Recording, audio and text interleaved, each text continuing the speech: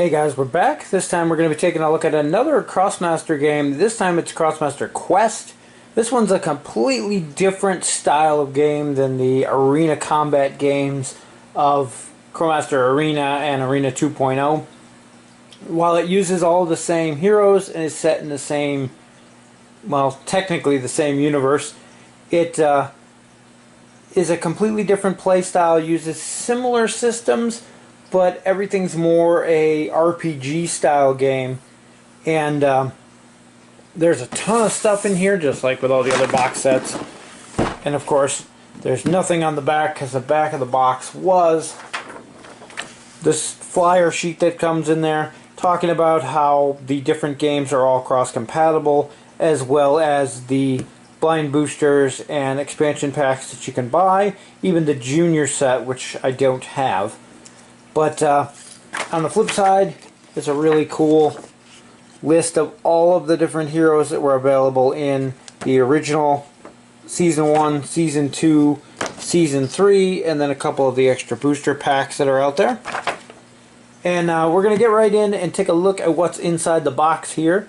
Although everything's kind of a mess because I haven't come up with a good storage solution for all of the components being assembled now.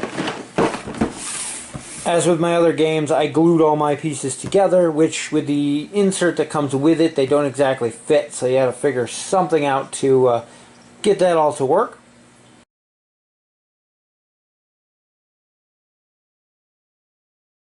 And there you can definitely see the mess that's in there. Some of it's even more messy because I flipped the box over to show the back, but first thing we have here is our rulebook. It's quite a bit thicker than the one for the original Krosmaster games. If you're familiar with those games, you're going to know the basics of this game, though there is a lot of new stuff included as well. You can see there's a list of all the scenery pieces, a bunch of different card decks that are new to this, and so on. There's a whole new section for equipments because every player gets a cool dashboard, which we'll get to, and then there's the adventure path that you follow, a market board. There's a lot more to this than the basic game. Some of it to some people might seem a little fiddly because there's a lot of extra bits on top of the normal Krosmaster's game, but everything's laid out pretty good. I didn't have too many questions on it, and the game does allow for you to play players versus the game itself, so you can do like a co-op, but it plays best if you do players versus a player playing the demon. In the normal game, basically everybody's out for themselves, and they take turns playing the demons, and you basically try to screw everybody over while helping yourself. In the co-op game, though, you need somebody to take control of them and actually make the important decisions. Otherwise, it just becomes easy to work around because you can make it do rather stupid things if you're playing co-op and still having somebody play that. So keep that in mind. Definitely plays best with somebody playing the bad guys.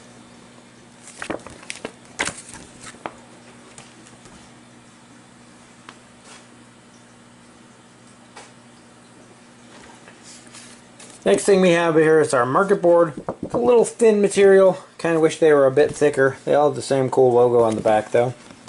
But seems like it'll hold up well. It's got that linen finish to it, which you really can't get on the camera because of the glare. But you're going to have different commodities that are needed to craft items and things, and these are going to go up and down in value, and they have little tokens that go on here to keep track. On the bottom here, you can have a bunch of different equipment that can be purchased throughout the course of your adventure. Next, we have our adventure path, and throughout the course of your adventure, different cards are going to come up in here with different objectives that you need to complete in order to move on. And this is basically where you're going to keep track of your quests throughout the campaign. Next, we have the actual game boards, and these are kind of cool and disappointing at the same time. It's cool for the sheer amount of how many of them you get. There is a ton of them here. But they are that same thin, flexible material that the store and the adventure path are made out of. I expected them to be a little bit thicker like most board games, but they are extremely thin. But they seem to hold up pretty well so far. They again have that linen finish on there. And they're all double-sided as well. So you got two that have your city. These are going to be used to make your original starting city. Again, just like any of the other Krosmaster maps, they have spawn points on them as well as different icons for various things like the demon stores. And then the game is split up into two basic factions.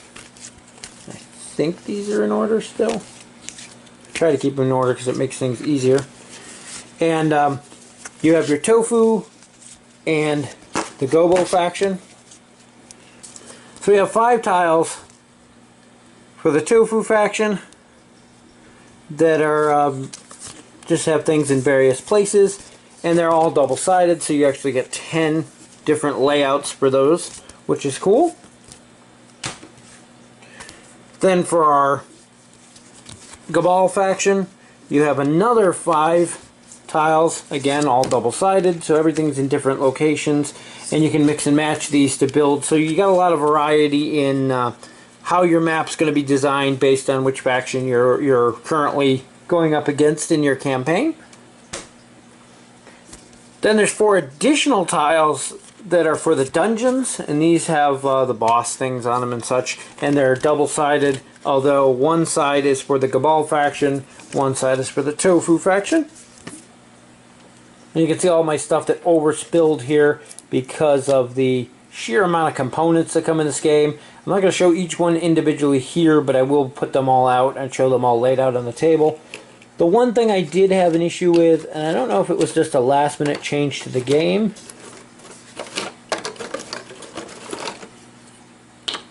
if I can find them, were these crates. They have really terrible instruction on how to put this stuff together. I do like the way that these are assembled better than the ones from Krosmaster Arena 2. They went back to the tab and hook set up there. I don't know if you can see. Mine are glued together for a little bit of stability, but these seem to stick together way more than that overlapping flap idea they had with those.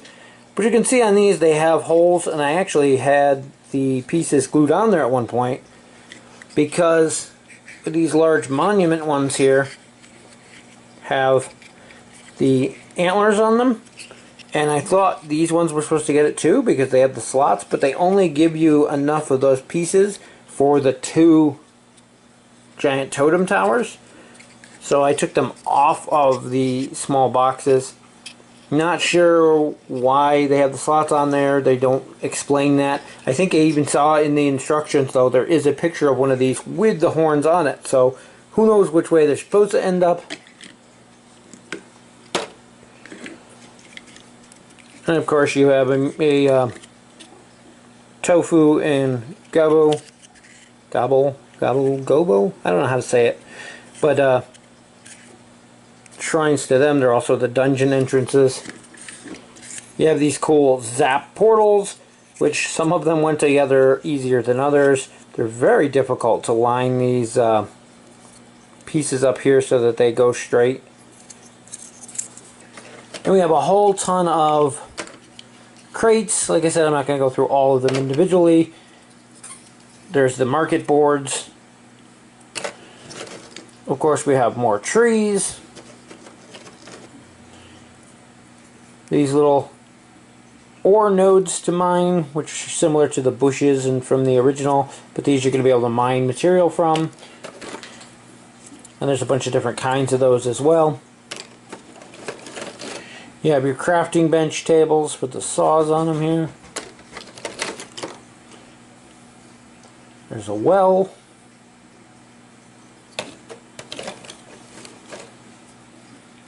And these little phoenix bird icons. I think that's pretty much a little of everything. There might be some more hidden down in the bottom there. As I said, I'll get all those out at the end and show them all when we lay out all the components. We have a set of dice in here. This set comes with 6. These are the same dice that are in Krosmaster Arena and Arena 2.0, so if you have those, you're already going to have these dice. You only get 6 of them in this set, so it's a nice way to get additional dice as well to add to your collection. Then you have these tokens for sets. There's 2 for the tofu sets, 2 for the Gabal sets, and on the flip side they have different stuff. There's a Gabal Royal set, 2 Gabaler sets, and a Royal Tofu set. And those are from items that you can craft throughout the game, I believe. We didn't get to these yet. I've only played a handful of games in the first scenario. Then we have our new characters for this game. This game actually comes with 2 exclusive characters that you can only get from this game itself. As with the other ones, they all have the cool chibi artwork on the back and the actual character cards on the front. And our 2 unique characters to this are both the boss ones. We have the Royal Tofu and the Royal Gabal.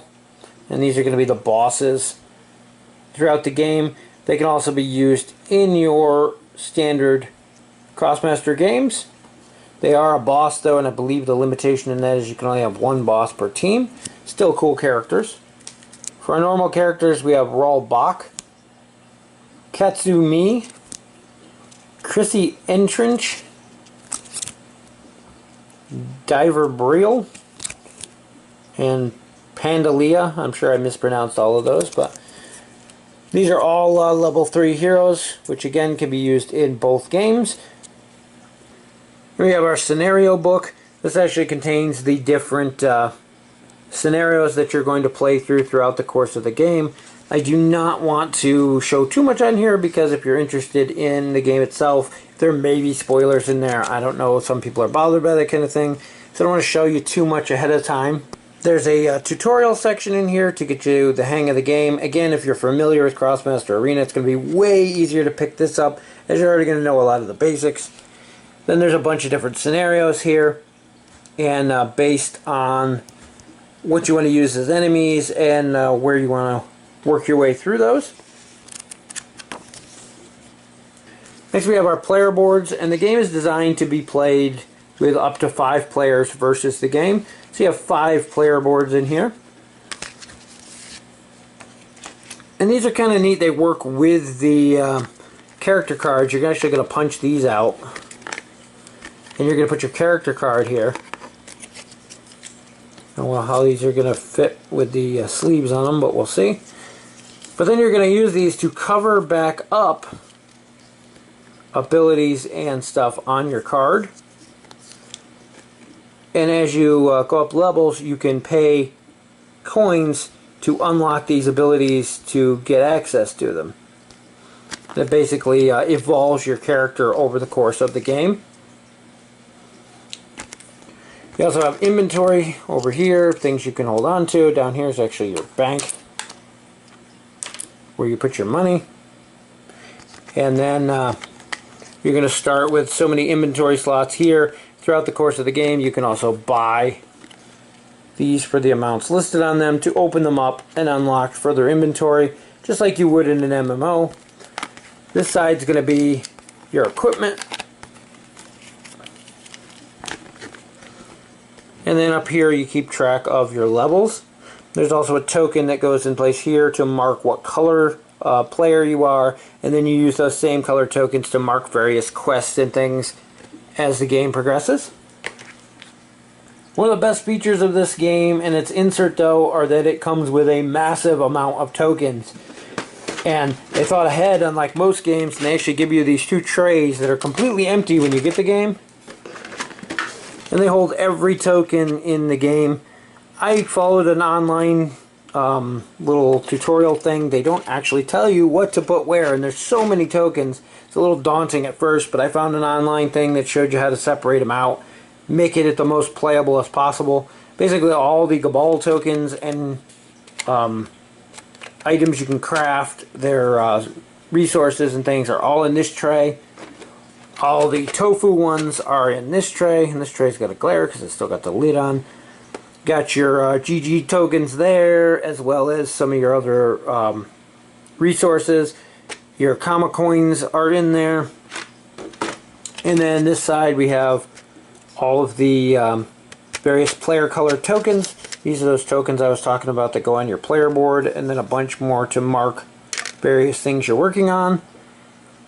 Then you have your movement and range modifiers, your ability point modifiers, and your wound tokens in there, and so on. It makes it easier to find if you know what you're looking for. They're much easier and sorted out. But again, the game itself doesn't come with anything that tells you where to put these, but it's just cool that it comes with the tray in the first place, so you have somewhere to put just the massive amount of tokens that you get. You can see there all the different tokens. Now granted, you're not going to be using all of those every game, which is another nice thing. You can pick and choose and not even have to worry about one of the trays. And for our miniatures, we're going to go through them real quick. Same high quality stuff as we've seen in previous games. There's our King of Tofus. And the King of Go-Balls. As I said, they're going to be used as bosses in this game, but can also be used as standard Krosmasters in the arena games. Now, all of the other enemies in this game are going to be represented by tokens. You can see there, these are all different tokens throughout here. Those are going to be the monsters you're going to be fighting. Only the two bosses actually have models, which is fine. There's so much stuff. The game would have cost $1,000 had they made models for all of those. And there is a set where you can buy some 3D models of some of those figures, but they were a Kickstarter exclusive and they're pretty pricey at this point. I kind of like her. She builds these little crossbows that can shoot at things. This guy and his awesome shovel. He has a sentient shovel that goes around and whacks people. Can also dig up coins. All the miniatures are cool though. I like the variety. They're also very good about a mix of male and female, depending on the people you're playing with. I know a lot of girls prefer to play girl characters, and you can do that. And the final one is the Drunk Panda.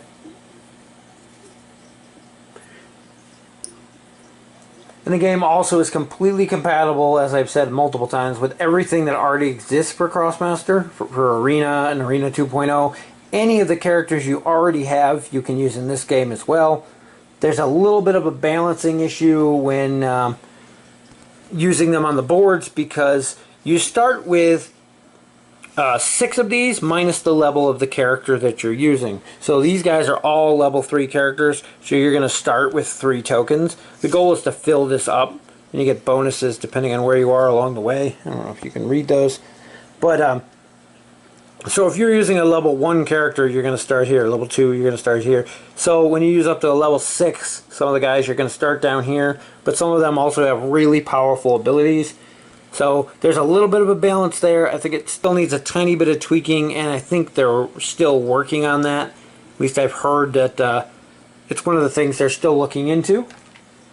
And the last thing we have in here is decks of cards, tons and tons of cards. And each one of them has different uses. First ones we have here are our scenario cards. These basically are going to be put face up on the path board to coincide with the scenario that you're currently working on. Next we have our personal quest cards, and these are various points from 1, 2, up to 3. So you have your journeys that must be completed in a specific order. In this case you have to go down the line to the end to get those 3 points. Or you have hunting trophy quests where you just have to kill each of these various types of creatures to gain the points. And these are what the Krosmasters must complete to move on through their quest. Next we have our boss mood cards, and you're going to use a different one of these depending on if you're facing the Go-Balls or the Tofu. And these pretty much determine what the boss's mood is and what their current stats are. And we have a big stack here, and these are the mob reference cards. Each one of these contains a type of mob, so that when you see them on the battlefield, you know what their stats are and what you need to defeat them. There's one of them for every different creature type that there is in the game. Then we have our event cards, and there's some for the Go Balls and some for the Tofu. And these are pretty much going to set the pace of the game. They decide what the what's going to happen. The demon player actually gets to pick what to choose from on here, and it can be spawning new resources on the board, changing the marketplace of things, spawning new monsters, and so on. So there's a look at everything that came in the box. There's so much on there, it's hard to get all of it on camera on the table here. I didn't even take the tokens out. They're still in the trays here. But you can see everything that comes in there. If you're new to the whole franchise, there's a lot of stuff. It's going to be very confusing and overwhelming to learn everything. If you're familiar with the basics of Krosmaster, then you'll at least know how the characters work, how the dice work, the combat system, and that kind of thing. There's still a lot of other things to learn and add on, but it's not so much all at once. There are little bits like the panels here that are kind of fiddly and don't always stay in place, so you kind of got to mess with them. The tokens for the resources and things are very small, hard to pick up for people with chunky fingers like myself. They could have made them slightly larger, but they're functional as is. All of the monsters being tokens is okay. At the same time, it feels kind of lame after playing with these cool figures so much, and then your pogs basically for enemies. But at the same time, there are so many of them, it would have jacked the price of the game to ridiculous amounts had they tried to make them in miniatures. You can get miniatures for some of them. As I mentioned, they were Kickstarter exclusives and they're a fortune to track down, but they are available out there. Same goes for like the scenery. You can get those in the plastic resin and stuff as well. And don't know if they have the whole set for Quest. I know they did have like the trees and things, the smaller rocks and bushes. Overall, though, it's a solid game. Would have liked to see the tiles be a little bit thicker and more durable. At the same time, there's so many of them in here to have them made of that thicker material, the 3mm or whatever that most things are made out of. It would have made that stack up to like here, and storage would be a pain. If you're familiar with Arcadia Quest, each one of those comes with 9 tiles, I think. And you can see how big they are in there. And this comes with twice that, I think. I'm not sure how many tiles there are in total. It's 5, 10, 16, 20 tiles in there, I believe. So you got to keep that in mind as well. The rulebook's okay. The scenario training missions are like a must for starting out, to figure everything out. And as I said, to get the most out of it, you're definitely going to want somebody to play the bad guys, as there is a player versus player version where everybody's out to complete the quest, but at the same time they're all out for themselves. And in that time you can rotate who's the bad guy and you basically use them to screw over everybody else. But if you're doing a full co-op, you have to have somebody playing that, otherwise it becomes a tedious, busy work, and you could screw over the bad guys and win easily. So you need that little effort put into the bad guy trying to screw over the players to make it really worth it. There's cool enough stuff here where playing through the scenarios that are available multiple times isn't going to be an issue. You're always going to have a lot of variety. The different quests and missions that are going to come up, the different events that are going to take place. You can use different heroes, as well as I said multiple times, any of the old heroes as well as the new ones. So you have different combinations, you can play a different number of players, and I'm sure, no doubt, that people will come up with their own custom scenarios soon as well, if there aren't already a bunch out there. So lots of replay value in here. It is a longer game, definitely looking at a 3+ hour, depending on how many players you do and how the missions go, so keep that in mind. If you're looking for a co-op RPG type game, this is kind of fun, where things like Arcadia Quest are more of a middle of the road, mostly PvP and PvE in there. This one's, you can play it as entirely PvE and be co-op, which is what sets it apart. And as with the Krosmaster's Arena, You have these little, I didn't actually get them all out, but all of these tokens in here are things that can be created, equipment, armor, weapons, potions, and things that can boost up your characters along the way to help them complete those quests. So those are kind of cool too, as well as the ability to unlock the various abilities that your characters have. Well, he's a boss, but these are all covered up throughout the course of the game, and as you accomplish certain things, get to levels and things, you can unlock more and more and gain access to more powerful abilities down the line. And that also adds more replay to it, because you can do different advancement paths, use different combinations of characters. So many different things that can be done to make the game replayable, which is probably its most shining aspect. That and the amount of content you get in the box for the price. So many people have mentioned that in reviews and articles, and you can't deny there's a lot of stuff in this little box. Anyway, that's going to wrap it up for our look at Krosmaster Quest.